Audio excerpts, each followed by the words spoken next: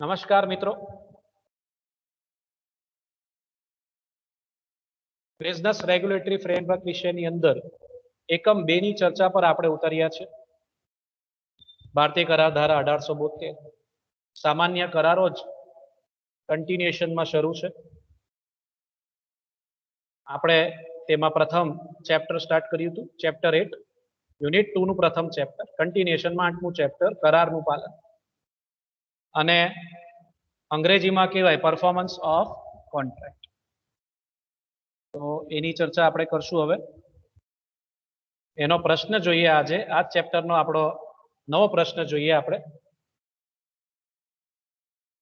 દેવાની રકમ જમે લેવાના નિયમો, અથવા એમ કહેવાય કે ક્લેટન્સ કેસ પર ટૂંકનોંધ લખો, અથવા ક્લેટન્સ કેસના આધારના જે નિયમો છે તેની ચર્ચા કરો. આવી રીતના પ્રશ્નો પૂછી શકાય છે, અથવા કરીને બીજી રીતે પણ પૂછવું હોય તો પૂછી શકાય છે. ટૂંકનોંધના આધારે પૂછવી લે કે તમને ચૂકવેલ નાણાંની ફાળવણીના નિયમો સમજાવો, તો તેની ચર્ચા કરો. એટલે હવે જે આજે આપણે ચર્ચા કરવાની છે તે દેવા ઉપર, અથવા કહી શકાય કે તમે જ્યારે લોન લીધી હોય તો લોન જ્યારે આપણે સુપરત કરીએ છીએ, ચૂકવીએ છીએ, ત્યારે તે રકમ કયા ખાતામાં જમા કરવાની છે, જમા લેવાની છે, તે અંગેના નિયમો શું કહે છે તેની આપણે આજે ચર્ચા કરીશું. આ નિયમની ચર્ચા શરૂ કરતા પહેલા, આ બાબતની ચર્ચા શરૂ કરતા પહેલા તમારે આના 3 એમ કહેવાય કે ધારણાઓ છે, 3 આની. તે 3 ધારણાઓની તમારે કાળજી રાખવાની છે, ધ્યાનમાં લેવાની છે. એ 3 ધારણાઓ કઈ પહેલા એ સમજી લઈએ. પહેલી ધારણા કે આ નિયમોનું પાલન કયા સંજોગોમાં થઈ શકે છે? તો સાહેબ, એક જ દેવાદાર અને એક જ લેણદાર હોય ત્યારે આ નિયમોનું પાલન થઈ શકે છે. એક જ દેવાદારે એક જ લેણદાર પાસે દેવું કર્યું હોય. બીજી ધારણા જોઈએ. બીજી ધારણા એવી હોય કે ભાઈ એક કરતા વધુ દેવું થયેલું હોય. દેવાદારે એક જ લેણદાર પાસેથી એક કરતા વધારે દેવું કરેલું હોય, એટલે એક કરતા વધારે લોન લીધી હોય. દેવાદાર એક જ, લેણદાર પણ એક જ. એક્સ નામના દેવાદારે વાય નામના લેણદાર પાસે એક કરતા વધારે લોન લીધી હોય, દેવું કર્યું હોય, એવો સંજોગ હોય. બીજી ધારણા. ત્રીજી ધારણા, જે દેવું દેવાની રકમ ચૂકવવાની છે તે લેણું થયેલું હોવું જોઈએ. તે લેણું થયેલું હોવું જોઈએ. હવે 3 ધારણાઓ ટૂંકમાં તમને ફરી પાછા કહી દો. ધારણા નંબર 1, એક જ દેવાદાર ને એક જ લેણદાર હોય તો આ નિયમો ધ્યાનમાં લેવાના બને. બીજું, એક કરતા વધારે દેવું થયેલું હોય તો આ નિયમો ધ્યાનમાં લેવામાં આવે. અથવા ત્રીજી ધારણા શું છે કે જે દેવું છે તે દેવું લેણું થયેલું હોવું જોઈએ. આ 3 ધારણાઓ જો એક સાથે ભેગી થાય તો જ આ નિયમો ધ્યાનમાં લેવાના છે, અથવા આ નિયમોનો આપણે જરાય ધ્યાનમાં લેવાની જરૂર. એટલે પહેલા તમને આ ધારણાઓ માઇન્ડમાં રાખવાની છે, તો જ તમે આ પ્રશ્ન સમજી શકશો અને તમે આનો જવાબ લખી શકશો. એ જ પ્રસ્તાવના મેં ડિટેલમાં મૂકી છે. એ જ બાબતો જે મેં હમણાં તમારી સાથે ચર્ચા કરી, ધારણાઓ, એ જ આ પ્રસ્તાવનાની હકીકતો છે. તો જોઈએ દેવાની રકમ જમા લેવાના નિયમોની સમજણ સમજીએ પહેલા જરા. જ્યારે દેવાદારે લેણદારને એક કરતા વધુ રકમ ચૂકવવાની હોય, એક જ દેવાદારે એક જ લેણદારને એક કરતા વધુ રકમ ચૂકવવાની હોય અને તે પેટે તે અમુક રકમ ચૂકવે, ત્યારે તે ચૂકવેલ રકમ કયા દેવા પેટે જમા કરવી તે અંગેના નિયમો ભારતીય કરાર ધારાની કલમ 59 થી 61 માં આપવામાં આવ્યા છે. દેવાદાર જે રકમ લેણદારને જમા કરાવે છે તે કયા ખાતામાં જમા કરવી, એક કરતા વધારે લોન લીધી હોય દેવાદારે લેણદાર પાસેથી, તો લેણદાર માટે એ એક અગત્યનો પ્રશ્ન બની જશે કે કયા ખાતામાં રકમ જમા કરવી. શું પહેલા ખાતામાં કરવું કે બીજા કે ત્રીજા, એના માટે પ્રશ્ન બની રહે તો ત્યારે આ નિયમો તેને ખૂબ જ અસરકારક રહેશે, ફાયદેમંદ રહેશે. એ આ નિયમોના આધારે તે રકમોને પોતાના ખાતાની અંદર જમા લઈ શકશે આ નિયમોનું પાલન કરી. આ નિયમો અંગ્રેજી કેસ ક્લેટનના સિદ્ધાંત પર આધારિત છે. જો દેવાદાર પૂરેપૂરી રકમ ચૂકવી આપે તો આ પ્રશ્ન ઉપસ્થિત થતો જ નથી. એક જ દેવું હોય 10,000 ને 10,000 ચૂકવી દીધા એટલે વાર્તા પૂરી થઈ. પછી એમાં પ્રશ્ન ઉભો જ નથી થતો કે કયા દેવા પેટે રકમ જમા કરવાની છે. પણ 3 દેવા કર્યા હોય, 3 લોન લીધી હોય, દરેકની રકમ અલગ અલગ હોય ને 10,000 ની ચૂકવણી કરવામાં આવે તો આ 10,000 કયા ખાતામાં જમા કરવા પ્રશ્ન ઉભો થઈ શકે છે. ત્યારે જ આ પ્રશ્ન ઉભો થાય છે. થોડી થોડી રકમ જમા કરાવતા હોઈએ તો ત્યાં તમારે આ નિયમોના આધારે લેણદારે એ નિયમોનું પાલન કરી રકમ જમા લેવાની હશે. આમ તો દેવાદાર રકમ ચૂકવે ત્યારે જ તે જણાવે છે કે અમુક દેવા પેટે આપેલ રકમ જમા કરવી અને તે કરવાનો અધિકાર કાયદાએ જ દેવાદારને આપ્યો છે.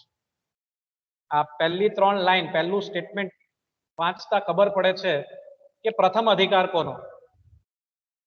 જે વ્યક્તિ લક્ષ્મી પરત કરે છે, જે વ્યક્તિ લક્ષ્મી પરત કરે છે, રકમ ચૂકવે છે, લોનની રકમ પાછી આપે છે, તે વ્યક્તિને પ્રથમ અધિકાર મળે છે. કાયદો કોની ફેવરમાં છે એ સમજીએ છીએ હવે આપણે. દેવાદારની તરફેણમાં છે, એની ફેવરમાં છે. એટલે પહેલો અધિકાર કોને આપ્યો છે? જે વ્યક્તિ લોનની રકમ ચૂકવે છે, દેવાદાર રહે વફાદાર, એટલે એને પહેલો અધિકાર આપવામાં આવે છે, પ્રાથમિક અધિકાર આપવામાં આવે છે કે જેમ દેવાદાર સૂચના આપશે રકમ ચૂકવતી વખતે તે સૂચનાનું પાલન લેણદારે કરવું પડશે. તે જ ખાતાની અંદર રકમ જમા લેવી પડશે. એટલે દેવાદારને પ્રાથમિક અધિકાર મળે છે, પ્રથમ અધિકાર મળે છે. કાયદો એની ફેવરમાં છે. આમ નહીં થાય તો લેણદારને મળેલ રકમ, આમ નહીં થાય તો લેણદારને મળેલ રકમ એવા દેવા પેટે જ જમા કરે કે જૂના નાણાં કાયદા મુજબ તેને મળી શકે નહીં. જો દેવાદાર સૂચના આપવાનું ભૂલી જાય તો લેણદારની બલ્લે બલ્લે થઈ જાય, લેણદારને ફાયદો થઈ જાય છે. લેણદારે પોતાની મનમાની કરી શકે છે. જે જૂનામાં જૂનું દેવું હોય તેની અંદર રકમ જમા લઈ શકે છે. એટલે લેણદાર પોતાની મનમાની કરી શકે છે. સંજોગોમાં જો દેવાદાર સૂચના આપવાનું ભૂલી જાય, દેવાદાર 10,000 ની રકમ લેણદારને આપે ને સૂચના આપવાનું ભૂલી જાય કે કયા ખાતામાં જમા કરવાની સૂચના દેવાદાર ન આપે, તો લેણદાર પોતાના મતે, પોતાની સમજે જૂનામાં જૂનું દેવું જે હશે એમાં જે જમા કરશે. ઓબ્વિયસ છે. એમાં પણ પાછો એ વ્યાજની અંદર પહેલા જમા લેશે. લેણદાર માટે સૌથી અગત્યનું શું છે? વ્યાજ.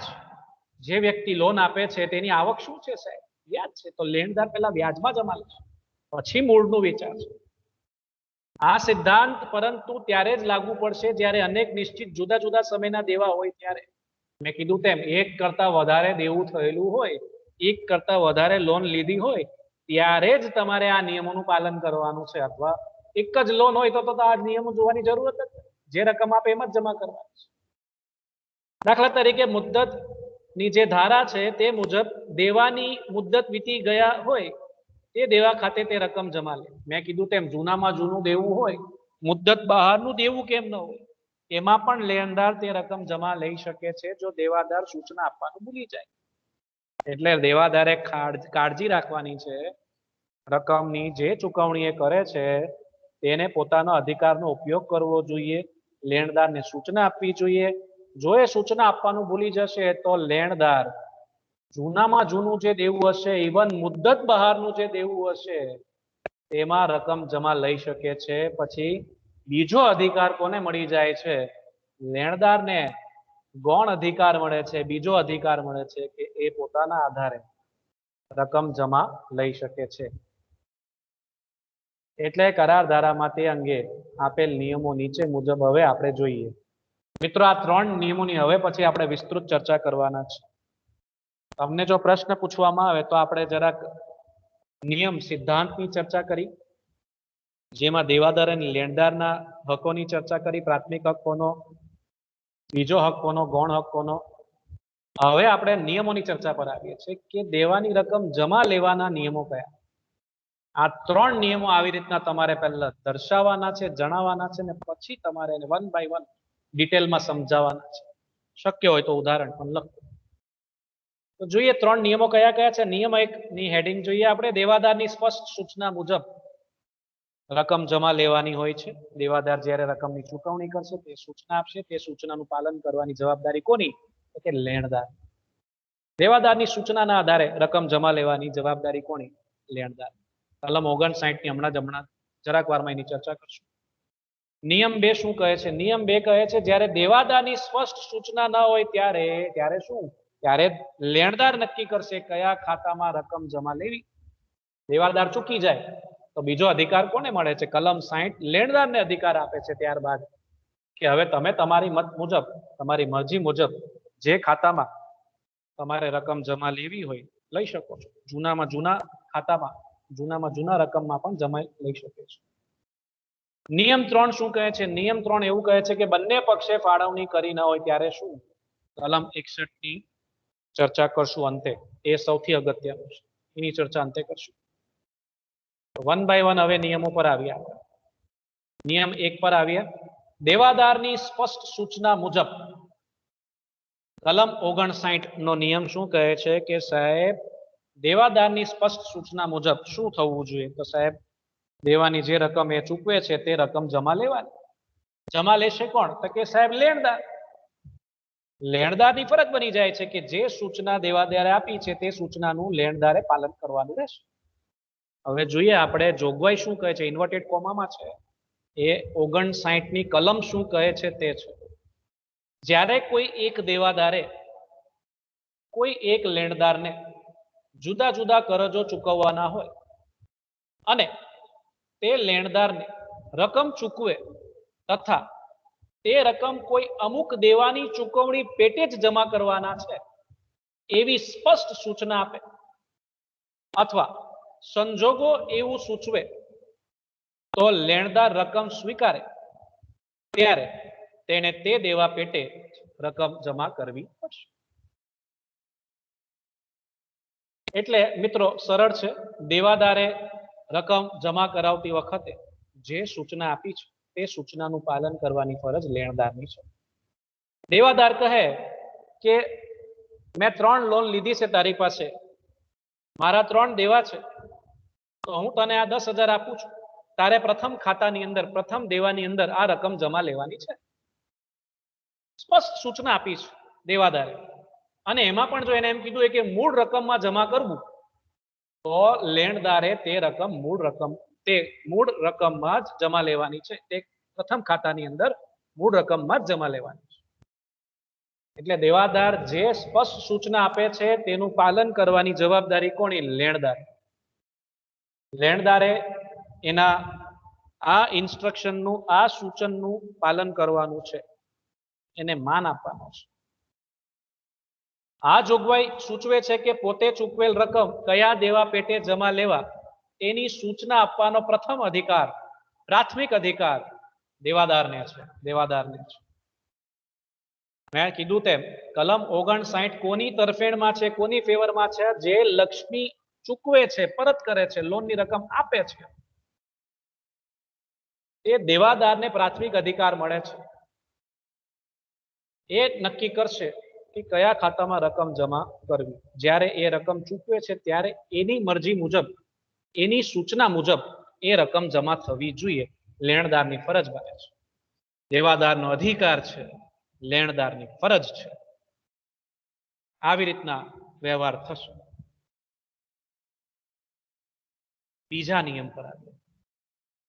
જ્યારે દેવાદારની સ્પષ્ટ સૂચના ન હોય ત્યારે દેવાદારે રકમની ચૂકવણી કરી હોય પણ એ સૂચના આપવાનું ભૂલી ગયો, એને કોઈ સૂચના જ નથી આપી, એ સૂચવતો નથી, તો એ પરિસ્થિતિમાં મેં તમને કીધું તેમ બીજો અધિકાર કોને મળે છે?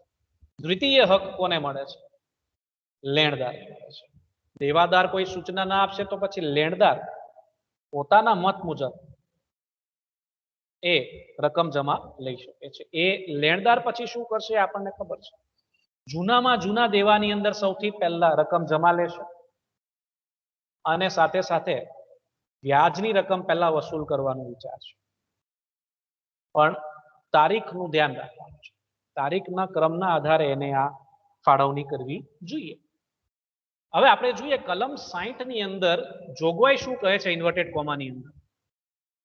જ્યારે દેવાદારે સૂચના આપી ન હોય અને કયા દેવાની ચૂકવણી પેટે રકમ જમા કરવાની છે સૂચવતા અન્ય સંજોગો પણ ન હોય,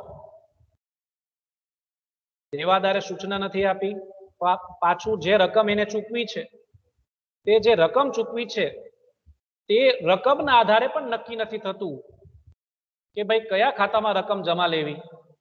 લેણદાર કન્ફ્યુઝ થઈ જાય, લેણદારને ગૂંચવણ ઊભી થાય છે, કન્ફ્યુઝ થઈ જાય છે. તો લેણદાર તે રકમ પોતાની મરજી પ્રમાણે લેણું થયેલ, દેવું લેણું થયેલ હોવું જોઈએ. લેણું થયેલ અને દેવાદારે જે તેને ચૂકવવાનું છે તેવા કોઈ પણ કાયદેસરના દેવા પેટે જમા કરી શકે. મેં કીધું તેમ જો દેવાદાર સૂચના આપવાનું ભૂલી જાય તો લેણદાર પોતાની મરજી પ્રમાણે જે દેવું લેણું થયેલું છે અને દેવાદારે જે ચૂકવવાનું બને છે તે કાયદેસરના દેવાની અંદર તે રકમ જમા લઈ શકે છે. તે વખતે અમલમાં હોય અને દાવાની મુદ્દતના કાયદા દ્વારા જેની વસૂલાત થઈ ન શકે એવા ટાઈમ બેર્ડ મુદ્દત બહારનું દેવું પેટે પણ તે રકમ લેણદાર જમા કરી શકે છે. મુદ્દત બહારનું દેવું પણ હોઈ શકે છે. મુદ્દત બહારનું દેવું એ કેવું સાહેબ, જે દેવાને 3 વર્ષથી ઉપર થઈ ગયું હોય, ઇન્ડિયન લિમિટેશન એક્ટ 1965 ના આધારે, ભારતીય સમય મર્યાદા ધારા 1965 ના આધારે જે દેવાને 3 વર્ષ થઈ ગયા હોય, તારીખ પાક્યાને 3 વર્ષ ઉપર થઈ ગયા હોય, એ દેવા મુદ્દત બહાર ના ગણાય. આવા દેવા કાયદાકીય રીતે, કાયદેસર રીતે એટલે કે લીગલ એક્શન દ્વારા કોર્ટમાં જઈને દાવો કરીને વસૂલ થઈ શકે નહીં, તેની વસૂલાત અશક્ય છે. કારણ કે દેવું મુદ્દત બહારનું થઈ ગયું છે, તારીખ પાક્યાને 3 વર્ષ ઉપર થઈ ગયા છે. તો હવે એની વસૂલાત કેવી રીતના થઈ શકે છે? જ્યારે દેવાદાર ચૂક કરે ત્યારે. દેવાદારની ચૂક શું હશે? પૈસા આપે છે પણ કયા ખાતામાં જમા કરાવવાનું છે તે સૂચના આપવાનું ભૂલી જાય તો લેણદારની બલ્લે બલ્લે છે. લેણદારને લાભ થઈ શકે છે. જૂનામાં જૂનું દેવું જે હશે, મુદ્દત બહારનું દેવું જે કાયદાકીય પગલા લઈને વસૂલ થઈ ન શકે, કેસ કરીને વસૂલાત ન થઈ શકે, એવામાં પણ જમા લઈ શકે છે. એમાં પણ પહેલા વ્યાજમાં જમા કરે ને પછી જો બચે તો મૂળ રકમમાં બલ્લે બલ્લે. જે દેવું બેડ ડેપ્સ થઈ ગયું છે, ગાલખાત થઈ ગયું છે, જે ક્યારે હવે વસૂલ થઈ શકે એવું દેવું હતું, વસૂલ ન થઈ શકે એવું દેવું હતું, તો તેની પણ વસૂલાત આવી રીતના થઈ જાય. ભગવાન પ્રસન્ન થઈ ગયા છે એમ માનવામાં, લેણદારની પ્રાર્થના ભગવાને સાંભળી લીધી એવું થઈ જાય. આમ દેવાદાર સૂચના ન આપે તો લેણદારને આ રકમ કોઈ પણ દેવા પેટે જમા કરવાનો દ્વિતીય હક મળે છે, બીજો અધિકાર મળે છે, ગૌણ અધિકાર મળે છે. ઉદાહરણ જોઈએ. ઉદાહરણ તો તમારે ખાસ જો શક્ય હોય એકાદ બે તો મૂકવા જ. મેં 2 મૂક્યા છે તમારા. પહેલો જોઈએ. ઓજસ એ સુજસને અન્ય કરજ સાથે ઓજસ એ ₹11,000 ની એક રકમ અંગેની પ્રોમિસરી નોટ તારીખ 1 જૂને ચૂકવવાની છે. ઓજસ એ સુજસ અન્ય કરજ સાથે ઓજસે 11,000 ની એક રકમ અંગેની પ્રોમિસરી નોટ 1 જૂને ચૂકવવાના છે. એટલે ઓજસ એ સુજસને, ઓજસ કોણ છે? દેવાદાર. સુજસ કોણ છે? લેણદાર. ઓજસ એ એક કરતા વધારે કરજ કરેલા છે. માની લઈએ કે 3 કરજ કર્યા છે, 3 લોન છે, 3 દેવા કર્યા છે. એક જ દેવાદાર છે, એક જ લેણદાર છે. પેલી 3 ધારણાઓ માઇન્ડમાં રાખજો તો વધુ સમજ પડશે. ઓજસ એ સુજસ પાસેથી જ માની લઈએ 3 લોન લીધી છે. પહેલાની રકમ 11,000 છે, બીજાની 20,000 છે, ત્રીજાની 30,000 છે, એમ માની લઈએ છે. એમાંથી એક કરજ જે છે તે 11,000 ની છે. એના અંગે પ્રોમિસરી નોટ લેખિતમાં વચન આપ્યું છે, પ્રોમિસ કર્યું છે કે 1 જૂને હું તને આપી દઈશ. ઓજસ સુજસને કહે છે. આ રકમનું તેનું સુજસ પાસે કોઈ બીજું દેવું નથી. મેં કીધું તેમ એક 11,000 નું છે, બીજું 20,000, ત્રીજું 30,000. તો 11,000 નું તો એક જ દેવું છે. આ રકમનું તો એક જ છે. હા સર. 1 જૂને ઓજસ 11,000 સુજસને ચૂકવે છે. સેમ ડેટ 1 જૂને પાકે છે. દેવું લેણું હોવું જોઈએ. થઈ ગયું 1 જૂને 11,000 ચૂકવ્યા. પણ સૂચના નથી આપતો તો કઈ વાંધો નહીં. સૂચના નથી આપતો તો સંજોગોના આધારે તો આપણે સમજી શકીએ છીએ ને કે 11,000 નું દેવું છે. 3 લોન માંથી 11,000 નું કોઈ લોન છે. આ છે સાહેબ, પહેલું જ છે 11,000 વાળું. 1 જૂને પાકી જાય છે. હા સાહેબ, 1 જૂને જ પાકે છે. 1 જૂને જ ચૂકવી દીધા. હા સાહેબ. તો સ્વાભાવિક છે એના એ ખાતામાં જ એને જમા લેવું જોઈએ. સ્વાભાવિક છે. આ ચુકવણી અંગે આ પ્રોમિસરી નોટ પેટે જ તે જમા કરવી જોઈએ. સૂચના ન આપે તો લેણદારે પણ કાળજી રાખવાની છે કે સંજોગોના આધારે એને એ રકમ કયા ખાતામાં જમા લેવી જોઈએ. તો અહીંયા સંજોગો એક રકમના આધારે તમે વિચારી શકો છો, તારીખના આધારે પણ વિચારી શકો છો. બીજો ઉદાહરણ જોઈએ. અજીત એ સુજીતને અન્ય કરજ સાથે એક કરતા વધારે દેવા છે. અજીત દેવાદાર છે, સુજીત લેણદાર છે. આ બધું સમજવું જરૂરી છે તો વધારે સમજ પડશે. અજીતે સુજીતને એક કરતા વધારે દેવા કર્યા છે. અન્ય દેવા સાથે અન્ય કરજ સાથે એક આ રકમનું દેવું છે 92,11 નામનું એક રકમનું દેવું છે જે એને ચૂકવવાની છે. સુજીત લેણદાર જે છે તે અંગે અજીતને લખે છે અને આ રકમની માંગણી કરે છે. એક પત્ર લખે છે સુજીત એટલે કે લેણદાર દેવાદારને એક પત્ર લખે છે અને માંગણી કરે છે આપણું 92,11 બાકી ગયું છે ભાઈ, આપજો, રકમ મોકલજો. તો અજીત 92,11 જે રકમ છે 92,11 સુજીતને મોકલે છે. કોઈ તમારી પાસે માંગણી કરે કે ભાઈ મારે 92,11 તમારી પાસે લેવાના છે, તે મોકલજો ભાઈ, ચેક મોકલજો, આ રકમ કેશ મોકલજો. અને ચેક મોકલી આપે 11,92. તો સ્વાભાવિક છે કયા ખાતે જમા કરશું? જેની તમે માંગણી કરી તે જ ખાતામાં જમા કરશું. સંજોગોના આધારે આપણને ખબર પડી જાય છે કે કયા ખાતામાં જમા કરવાની છે. નિયમ 3 પર આવીએ. આ નિયમ સૌથી અગત્યનો છે.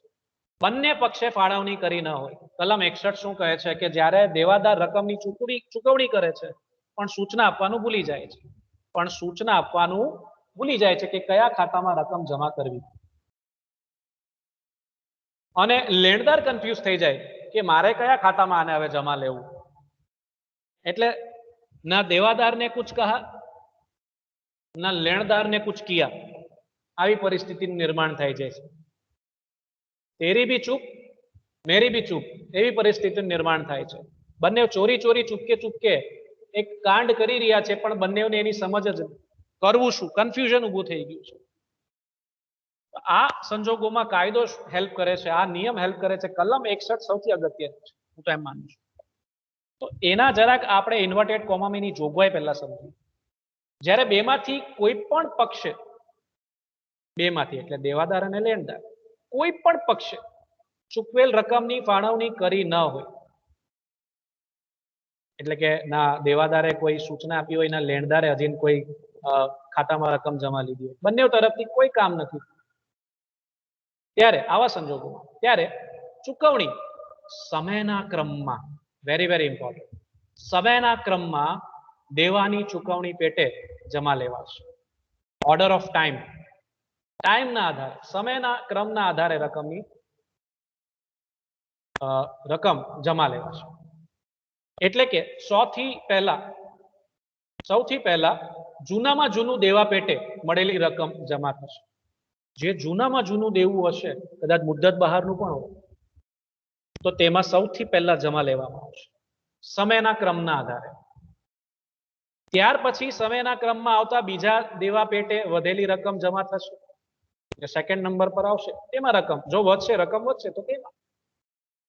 અહીં પણ મુદ્દત ના કાયદા મુજબ જે દેવું મુદ્દત બહારનું દેવું હોય તે દેવા પેટે પણ રકમની સમયના ક્રમમાં જમા કરવામાં આવશે. એટલે કોઈ મુદ્દત બહારનું દેવું હશે સૌથી પહેલા એમાં જમા લેવામાં આવશે ને પછી જે સામાન્ય દેવા હશે તેમાં બાકીની રકમો જમા લેવામાં આવશે. વિરોધનો કરાર ન હોય તો જમા ખાતાની નોંધ તારીખના ક્રમ પ્રમાણે ઉધાર ખાતાની રકમ નોંધ સામે જમા લેવામાં આવશે. સ્વાભાવિક છે, જે ઉધાર ખાતું હશે તેની એક્ઝેક્ટ સામે જમા ખાતામાં તારીખના ક્રમના આધારે રકમ જમા લેવામાં આવશે. જો બધા દેવા સરખી મુદ્દત ના હોય, સમજો છેલ્લી લાઈન પંચ લાઈન છે, જો બધા દેવા સરખી મુદ્દત ના હોય, સરખી મુદ્દત એક જ તારીખ જો દેવાઓ હોય, એક જ દિવસે 3 જુદી જુદી લોન લીધી હોય એક જ વ્યક્તિ પાસે, તો દરેક દેવાની ચૂકવણી પેટે પ્રમાણસર રકમ જમા કરવામાં આવશે. ઉદાહરણ થકી સમજશું. મિત્રો હવે જે હું તમારી સાથે ચર્ચા કરું છું તે ચર્ચા ખૂબ અગત્યની છે. સમજીએ આ નિયમો કયા સંજોગોમાં આપણે ધ્યાનમાં લેવા જોઈએ તે હવે સમજીએ. એક ઉદાહરણ, કાલ્પનિક ઉદાહરણ તમારી સામે પ્રેઝન્ટ કરું છું. પાક્યા તારીખ લખી છે, તમે જોઈ શકો છો 4 તારીખો છે, 1/1/17, 1/1/20, 1/4/20, 1/7/20. દેવાનું સ્વરૂપ મેં અહીંયા નક્કી કરી રાખ્યું છે. મુદ્દત બહારનું દેવું છે. પહેલું દેવું તે કેવું કે મુદ્દત બહાર, બાકીના દેવા જે છે સામાન્ય દેવા છે. હવે સામાન્ય દેવા અને મુદ્દત બહારનું દેવું શું, પહેલા તો તમને એ સમજ પડવી જોઈએ, એ તો તમે લખશો કેમ, એટલે જરા ટેકનિકલી સમજીએ. મુદ્દત બહારનું દેવું એક એવું હમણાં આપણે ચર્ચામાં જોઈ ગયા કે જે દેવાની પાક્યા તારીખથી 3 વર્ષ ઉપર થઈ જાય તેને મુદ્દત બહારનું દેવું કહેવાય. આ દેવું ક્યારે પાકી ગયેલું સાહેબ? 1/1/2017 પાકી ગયેલું. 3 વર્ષની આપણે સમય મર્યાદા પકડી લઈએ તો આની છેલ્લી તારીખ કઈ હશે? આની મુદ્દત ક્યારે પૂરી થઈ જશે? 31/12/2019. અંદર લખી નથી, હું તમને જણાવું છું. 31/12/2019 3 વર્ષ પૂરા થશે. આ મુદ્દત આની પૂરી થઈ જશે. એટલે દેવું તો પાકી જ ગયું છે, લેણું થઈ ગયું છે, પણ ત્યારબાદ જો આપણે કાયદાકીય પગલા લઈને દાવો કરીને જો આ દેવાની વસૂલાત કરવી હોય તો આપણી પાસે 3 વર્ષ હતા. 31/12/2019 સુધી આપણે કેસ કરીને આ દેવાની વસૂલાત કરી શકતા હતા કાયદેસર રીતે. સમય મર્યાદા ધારા હેઠળ સમય મર્યાદા 3 વર્ષની છે.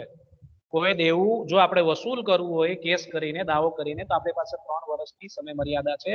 ધ્યાન રાખજો, તમે કોઈને લોન આપો, ઉધાર માલ આપો, 3 વર્ષની સમય સીમા છે તમારી પાસે એની વસૂલાત કરવાની. ત્યારબાદ તમે કાયદેસર રીતે એની વસૂલાત કરી શકશો નહીં, દાવો કરી શકશો નહીં. પછી કદાચ તમારે બળનો ઉપયોગ કરીને, હાથાપાઈ કરીને કદાચ તમે એની વસૂલાત કરવાનું વિચારો, વસૂલી બનીને. આપણે એવું કરવાનું થતું નથી, એવું કરવું જોઈએ નહીં. કાનૂન કો अपने हाथ में मत लो. તો પહેલું જે દેવું છે એ કેવું સાહેબ? મુદ્દત બહારનું થઈ ગયું છે, જૂનામાં જૂનું દેવું છે. ત્યારબાદ સામાન્ય દેવાઓ છે 3 1/1/20. આજની તારીખના આધારે હજી આ દેવું મુદ્દત બહારનું બન્યું નથી. હાલ સપ્ટેમ્બર 20 ચાલે છે, 8-9 મહિના થયા, 9 મહિના થયા આમ સમજો. 1/4/20 આ બધા જ બાકીના જે દેવાઓ છે સામાન્ય દેવાઓ છે. આને જો આપણે દાવો કરીને આપણે વસૂલ કરી શકીએ છીએ. અહીંયા કાયદેસર પગલા લઈ શકીએ છીએ, અન્ય 3ની આમાં નહીં. ચલો હવે આપણે આગળ સમજીએ. દેવાની રકમો આપી દીધી છે તમને. મૂળ રકમ છે ને વ્યાજની રકમ છે. 4 કેસની મૂળ રકમ, વ્યાજની રકમ. હવે કુલ રકમ જોઈ લઈએ. 4 કેસની અંદર કુલ રકમ છે, મૂળ પ્લસ વ્યાજ કરીએ તો આ ટોટલ અમાઉન્ટ થઈ જાય છે.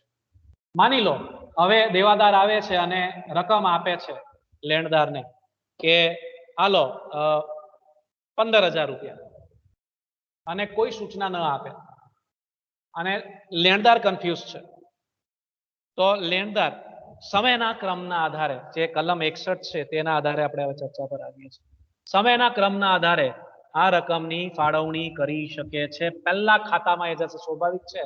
જૂનામાં જૂનું દેવું, મુદ્દત બહારનું દેવામાં પણ તમે વસૂલ કરી શકો છો. આ સંજોગોમાં તો લેણદારને લાભ થઈ જશે. આ સંજોગોમાં નુકસાન કોને થશે? દેવાદારને. લાભ કોને થશે? લેણદારને. મુદ્દત બહારનું દેવું પણ એનું વસૂલ થઈ જશે. દાવો કરીને તો વસૂલ કરી શકાશે નહીં આ દેવાને, એટલે એને લાભ થઈ જશે. 15,000 જો ચૂકવવામાં આવે મિત્રો, 15,000, તો એ સૌથી પહેલા કેમાં જશે?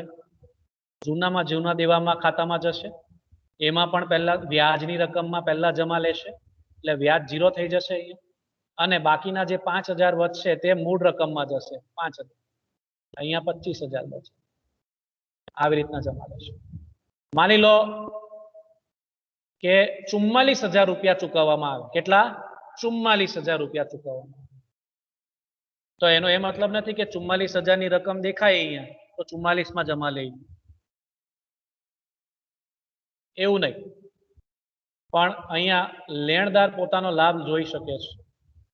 જૂનામાં જૂનું જે દેવું હશે સમયના ક્રમના આધારે તમારે જવાનું. આ સંજોગ 44 જો આપે દેવાદાર લેણદારને કોઈ સૂચના ન આપે તો 44 માં સૌથી પહેલા જે જૂનામાં જૂનું દેવું હશે એમાં જવામાં આવશે. 10,000 વ્યાજની રકમ માંથી બાદ કરવામાં આવશે. 44 માંથી 10 જશે, 34. બાકીના 34 માંથી 30 અહીંયાથી આ મૂળ રકમમાં જશે, એટલે આ ખાતું બંધ થઈ જશે. જૂનું દેવું વસૂલ થઈ જશે. ત્યારબાદ જે સામાન્ય દેવું છે એમાં વ્યાજ 4,000 નું છે. 44 માંથી 40 ગયા, 4 વધ્યા, તે 4 ક્યાંથી બાદ થશે? આ વ્યાજની રકમમાં જમા લઈ લેશે. આવી રીતના રકમની ફાળવણી થશે. આ નિયમો આપણે સમજવા જરૂરી છે. જ્યારે તમે ભવિષ્યમાં કોઈકને લોન આપશો તો આવી રીતના તમારે રકમની ફાળવણી કરવી જોઈએ લેણદાર તરીકે. તમને લાભ થશે જો તમે કોઈકને લોન, આપણે લોન આપવાની થતી નથી પણ ભૂલે ચૂકે કોઈકને આપી દીધી હોય તો નિયમો તમને ખબર હોવા જોઈએ. છેલ્લા ઉદાહરણ પર જઈએ. છેલ્લી સ્લાઇડ પર આવ્યા મિત્રો આપણે. આ તો બધા જુદા જુદા તારીખોના દેવા હતા હમણાં જે જોયા આપણે, પણ બધા એક જ સરખા તારીખના હોય તો? આપણે અહીંયા ચર્ચા કરી હતી છેલ્લા મુદ્દાની અંદર, છેલ્લા નિયમની અંદર, જો બધા દેવા સરખી મુદ્દતના હોય તો દરેક દેવાની ચૂકવણી પેટે પ્રમાણસર રકમ જમા કરવામાં આવશે. એના ઉપર એક ઉદાહરણ મૂક્યો છે કે 3 પ્રકારના દેવા છે, 3 સ્વરૂપના દેવા છે, પણ બધા સરખા છે, સામાન્ય દેવા છે. બધાની તારીખ એક સરખી છે. 1/7/20, 1/7/20, 1/7. એક જ તારીખે 3 અલગ અલગ દેવા લીધા હોય. એક જ દેવાદારે એક જ લેણદાર પાસે એક જ તારીખે 3 અલગ અલગ લોનની રકમ લીધી હોય અને અહીંયા વિસ્તૃત સમજ છે એમની કે ભાઈ આ મૂળ રકમ ને આ વ્યાજની રકમ, ટોટલ રકમ 44,000, 55,000 અને 66. માની લો 33,000 ની રકમ જમા કરાવવામાં આવી હોય, 33,000 રૂપિયા આપવામાં આવ્યા હોય, દેવાદારે લેણદારને 33,000 આપ્યા અને કોઈ સૂચના ન આપી તો સાહેબ સરખે હિસ્સે વહેંચણી થઈ જશે 33,000. એવું નથી કે ભાઈ 44,000 માં 33,000 જમા કરી લો, એમ નથી કરવાનું. એક જ સરખી તારીખના દેવાઓ હોય તારીખ પ્રમાણે ચાલવાનું છે. બધાની તારીખ સરખી છે તો બધાને એક સરખી રકમ વહેંચણી કરી દેવાની છે. 3 માં 11,000, 11,000, 11,000 જમા કરવાની રહેશે. આવી રીતના સાહેબ કલમોના આધારે, કલમોના જે નિયમો છે તે નિયમોના આધારે આપણે રકમની ફાળવણી